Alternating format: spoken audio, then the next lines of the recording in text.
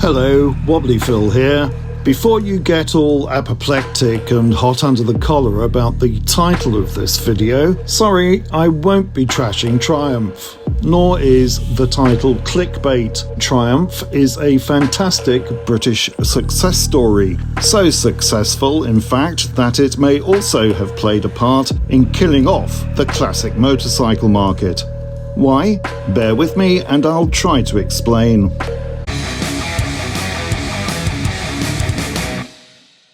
Recently, I had a bit of a moan about the plummeting price of classic 1970s motorcycles. I had two serious theories about why this is the case: the literal demise of folk who appreciate these machines and the ongoing cost of living crisis. But several people in the comments came up with another theory I hadn't thought of. Why spend all your hard-earned dosh on buying, restoring and maintaining a 50-year-old machine when you can have a brand new, reliable machine that looks almost exactly like the one you loved when you were a nipper? Intrigued, I thought I'd look into it. First, a bit of history.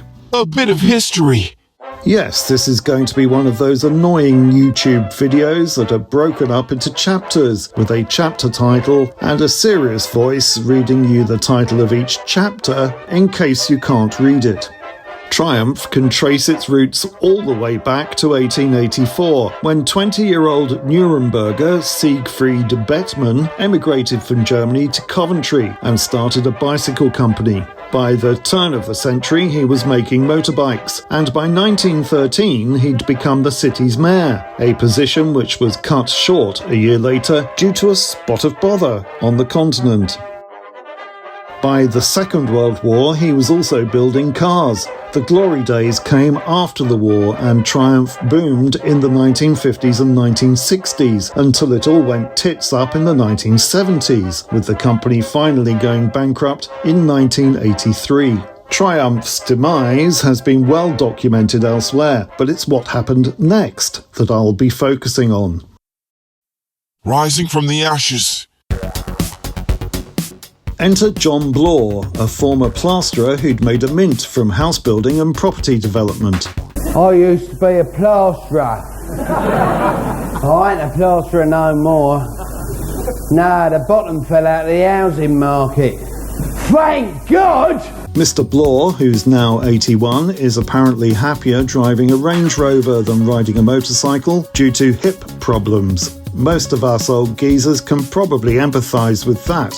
He bought the smouldering remains of Triumph from the government's official receiver in 1983 and soldiered on for another 8 years making small batches of Bonnevilles from spare parts. All the while he was working on a top-secret project to revive the marque, hiring motorcycle designers, investing in state-of-the-art production machinery, learning from the Japanese, and working on prototypes.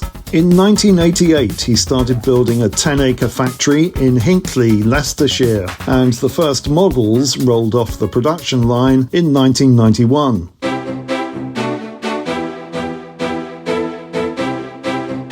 I remember the excitement that the rebirth of Triumph created at the time. At last, the Brits looked as if we were once again going to have a motorcycle manufacturer that could, if not beat the world, then run it a close second, a bit like England's football team since 1966. We were impressed by the fact that these new Triumphs were reliable. They didn't leak oil, they made reasonable progress on the road, and hell, they were even triples with a frame based on the old Bonnevilles. One was actually called a Trident, albeit that with its then modern styling and liquid-cooled engine, it bore little resemblance to what I'd call an actual Trident. Bear in mind that in 1991 there were potential buyers in their 40s and 50s who had owned Triumphs in the 1970s and were still loyal to the brand. They were eager to back this rebirth with their wallets. Less impressive were the looks, which I seem to recall we thought were a little ploddy even for the early 90s, but still, it was a good start. The birth of the retro. By the end of the 1990s, Triumph was in profit. Mr. Bloor had pumped something in the region of £100 million into the business, and exports were booming. It was time for phase 2 of the plan. The Bonneville 790 was launched in September 2000 at the Munich Motorcycle Show, and this, I would argue, was the point which marked the beginning of the retro classic market. Triumph had realised that there was a market for new, reliable Triumphs that looked like old Triumphs. They bore more than a passing resemblance to the originals and appealed to old farts like me who had always lusted after them back in the day. A foolproof way to relieve boomers of their pension pots. In a triumph of nostalgia over sense, I actually bought one of these. It proved to be a veritable old geezer magnet, with 80-year-olds tottering up to me in the street to tell me they'd owned one 30 years before. To tell the truth, the bike was disappointing. It was underpowered for its weight, didn't look that genuine or well made unless you had double cataracts, and although it was very pretty, my boat wasn't floated. So I sold it not long after I bought it. But the Bonneville 790 began the retro trend not just in the UK but globally. Sure, Kawasaki pipped Triumph to the post with its W650, which was launched a year before. I actually sat on one of these at my local Kawasaki dealership, and it felt much more genuinely British than the new Bonnie. Nowadays, we have more retro choices than you could shake a very large stick at. So Triumph opened the floodgates, and boy have we been inundated since. Not just the major manufacturers like Triumph, Kawasaki and Royal Enfield, but startups with silly names like Brixton, Mutt and Janus.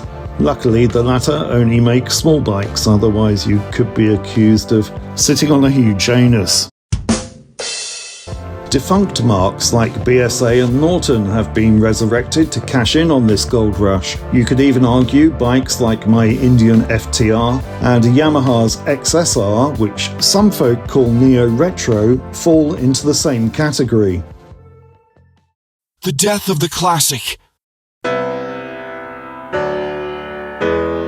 With all this choice of modern, reliable two-wheelers that look like the old two-wheelers of yore, why bother with all the fuss and expense of owning the real deal? These machines will start first time every time and give you endless, hassle-free pleasure. What's more, you can pick them up on the used market for about the same price as a British classic from the 70s, with the bonus that somebody else has run them in for you. You can ride them forever, they're the two-wheeled friend that'll never let you down.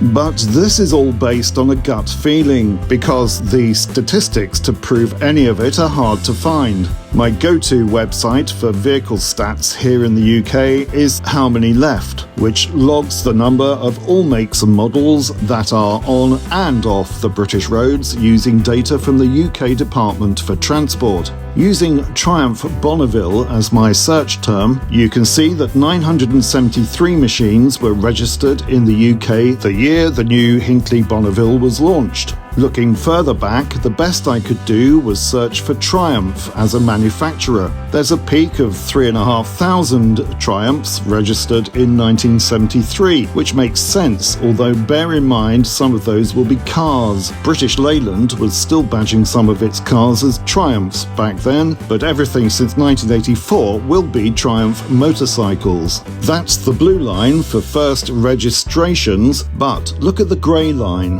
That represents the number of vehicles that are registered as having a statutory off-road notice or SORN. It's a way of not paying road tax by telling the government your classic pride and joy is under a mound of old boxes and lawnmower parts in your shed and will not be going out on His Majesty's highways anytime soon.